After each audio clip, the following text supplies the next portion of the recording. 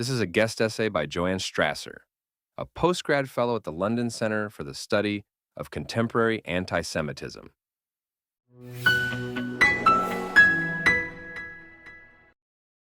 Recently, Pulitzer Prize finalist Gary Rosenblatt, longtime editor of The Jewish Week, a premier digital and independent community news source serving the metropolitan New York City area, attended a debate at the Temple Emanuel Streicher Center in New York City. On the way out, security directed the crowd away from a protest on Fifth Avenue. At the corner of Madison, police held the perimeter. A group in keffiyehs stood there cursing them as Jews. The next morning, Rosenblatt called the center's executive director to ask about the security. Photo IDs at the door, phones surrendered in the lobby, scores of officers outside and on site.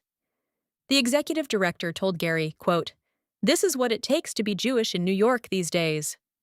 Rosenblatt heard it as rueful. That it is. It's also evidence of something worse. A community that once would have called this outrageous has learned to call it normal. Reading Rosenblatt's essay, I kept returning to his central question. Do diaspora Jews have to choose between openly supporting Israel and being accepted by their peers? I had no idea. The question is a trolley problem. 2 tracks, no brakes, a choice that must be made. The current debates argue over which lever to pull, but none of them ask who decided the trolley couldn't be stopped, or why we are the ones at the lever. That adjudication has a form, and it recurs. The debate at the Temple Emanuel Streicher Center between journalist Bret Stephens and Jeremy Ben-Am, the founder and president of J Street, a U.S.-based liberal Jewish and Israel advocacy organization that has increasingly become anti-Zionist in practice, is one version of it.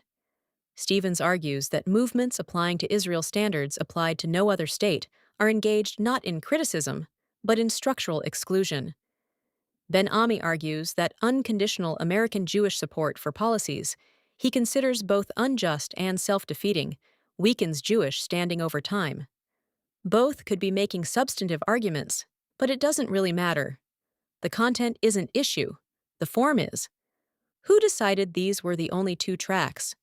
Who assigned Jewish conduct as the operative variable, the thing that, if only calibrated correctly, would resolve the tension? Who made Jewish positioning the question, rather than the framework that keeps generating the need for positioning? The bargain that produced this question is centuries old. While degrees of Jewish civic belonging in Western modernity varied across Europe, Australia, Canada, and the United States, the underlying logic was consistent. Jewish particularity could be privately maintained, while its entry into public life required justification in terms set unilaterally by the dominant culture. This was a structure extending beyond merely social arrangements. It was built over centuries into law, theology, and institutional practice, long before the Enlightenment offered its conditional bargain. Liberalism did not invent the asymmetry, it inherited and formalized it. After the Holocaust, there was a period of partial interruption in which Jewish testimony about persecution was granted provisional authority. However, it organized around victimhood. Jewish particularity, what that victimhood meant, the history that had produced it, and what persisted, remained a proposition requiring corroboration rather than knowledge that stood on its own. October 7th and its aftermath exposed this very structure. Jewish students reporting harassment on their campuses found themselves required to establish that what they had experienced counted as anti-Semitism rather than legitimate political expression. Academic associations quick to issue careful statements about Gaza were slower to address, and in some cases silent on, the documented sexual violence committed during the attacks themselves. The chants in the streets were given charitable interpretations that were not extended to the Jewish witnesses of them. In each instance, Jewish testimony about Jewish experience was treated as a position that needed to be assessed by non-Jewish parties before it could count as testimony. It doesn't have to be this way. The framework can be refused. In public, deliberately, at cost. It has been done before. In January 1898, when French novelist and journalist Émile Zola published J'accuse on the front page of the famous newspaper L'Aurore, he was not merely debating whether Jewish French army officer Alfred Dreyfus had been wrongly convicted of treason.